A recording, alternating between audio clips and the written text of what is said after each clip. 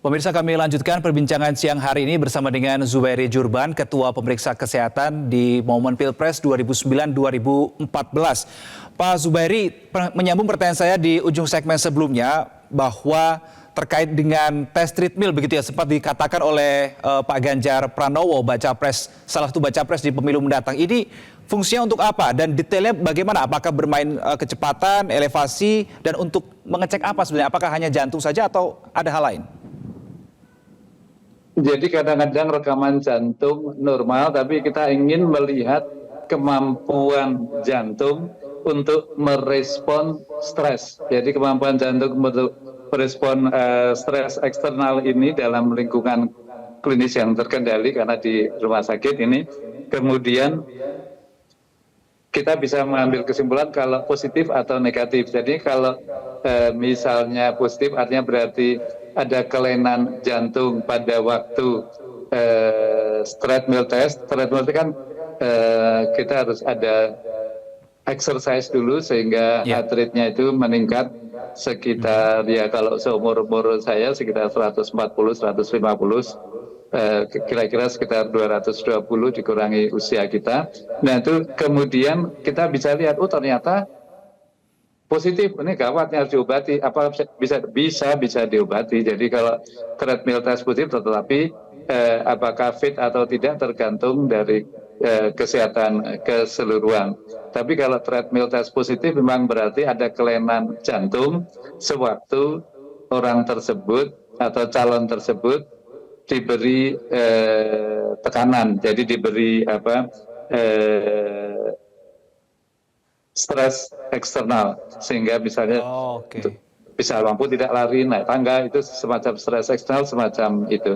Jadi begitu heart rate tinggi ternyata timbul kelainan jantung. Nanti kita sebut sebagai treadmill yang positif. Tentu akan dipertimbangkan banget apakah treadmill yang positif itu mampu atau tidak. Biasanya akan ke arah kemungkinan bisa tidak lolos atas kesehatan kalau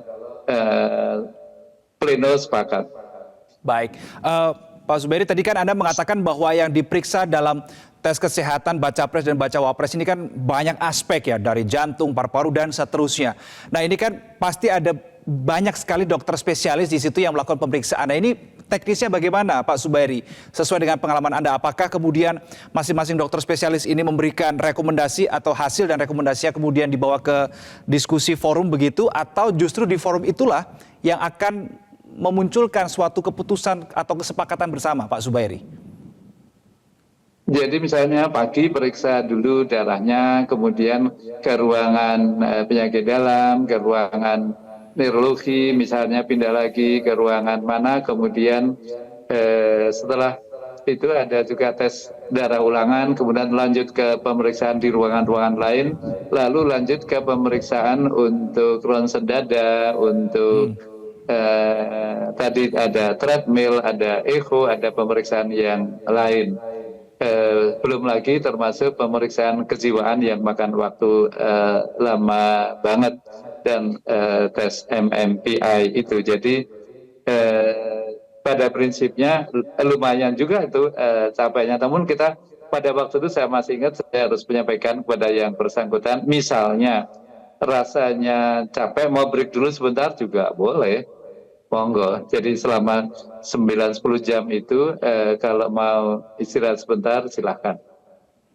Oke, kemudian setelah itu akan dibawa ke sebuah forum diskusi begitu Pak, antar tim kesehatan ini?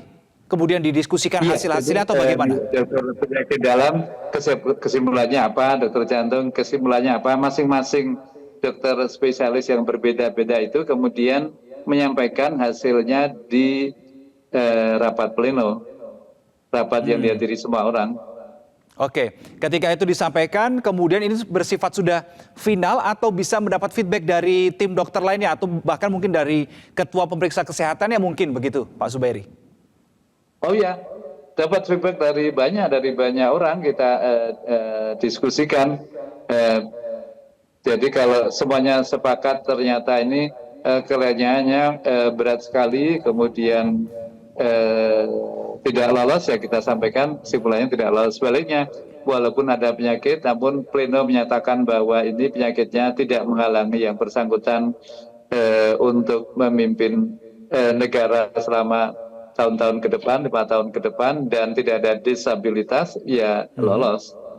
Oh, oke, baik. Berarti tidak langsung final ya hasil dari dokter spesialis itu dibawa ke sebuah forum untuk didiskusikan apakah ada bisa hal-hal yang bisa dimaklumi lah begitu ya kurang lebih bahasanya. Tadi Anda katakan tes psikis itu yang paling lama begitu Pak Zubairi. Kenapa bisa begitu?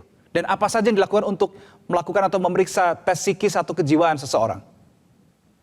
Iya, tes kejiwaan, karena nggak bisa kita menilai kejiwaan seseorang dengan waktu 5 menit, nggak bisa. Iya. Jadi kita harus bertanya macam-macam. Itu setelah pemeriksaannya juga lama oleh dokter psikiater itu, kemudian tes untuk MMPI-nya, kuesionernya itu juga makan waktu lama. Bayangin mengisi lebih dari 350 pertanyaan dengan cepat, itu bisa makan waktu sejam lebih. Karena kita tidak ingin presiden kita atau wakil presiden kita nantinya ternyata orang yang psikopat, ya nggak bisa. Oke, biasanya untuk di tes kejiwaan itu selain menjawab ratusan pertanyaan, apa saja, apalagi Pak Zubairi tesnya? Oh ya, itu jadi tiga pemeriksaan yang berbeda. Pertama, psikiater itu juga makan waktu lama, itu sebelum tes. Kemudian MMPI mengisi kuesioner yang cepat itu lebih ke arah yang bersangkutan yang mengisi. Namun setelah diisi semua, baru kemudian tim psikiatri psikologi atau tim psikiatri itu akan menilai apakah kuesioner yang diisi itu menyimpulkan adanya kelainan kepribadian atau tidak. Oke, Pak Zubairi, ini kan bahwa tes ini kan ada tes fisik, kemudian ada tes kejiwaan, dan yang terakhir ada tes untuk bebas narkoba yang informasi yang kami dapatkan. Nah, ini apakah bobotnya kemudian sama rata semuanya atau ada salah satu atau dua hal atau dua poin yang paling diperhitungkan begitu Pak Zubairi? Oh ya, saya kira cukup satu poin saja. Kalau ada kelainan yang serius itu harus disampaikan dan kita diskusikan apakah bisa lolos atau tidak. Jadi tim, karena itu memang syaratnya adalah kita harus independen dan harus objektif, tidak boleh ada bias. Jadi misalnya di Amerika jelas sekali di awal-awal tidak bisa bias, tidak boleh bias, walaupun pemeriksaannya di rumah sakit Walter Reed, rumah sakit pemerintah di Amerika. Baik. Kemudian ketika hasilnya ini sudah ada, itu langsung dikirimkan ke pihak KPU atau bagaimana Pak Zubairi? Oh ya, jadi kita bekerja untuk KPU, jadi kerja atas nama KPU dan untuk KPU, sehingga begitu ada hasil kita tidak menyampaikan ke publik, enggak sama sekali. Kita menyampaikannya ke KPU.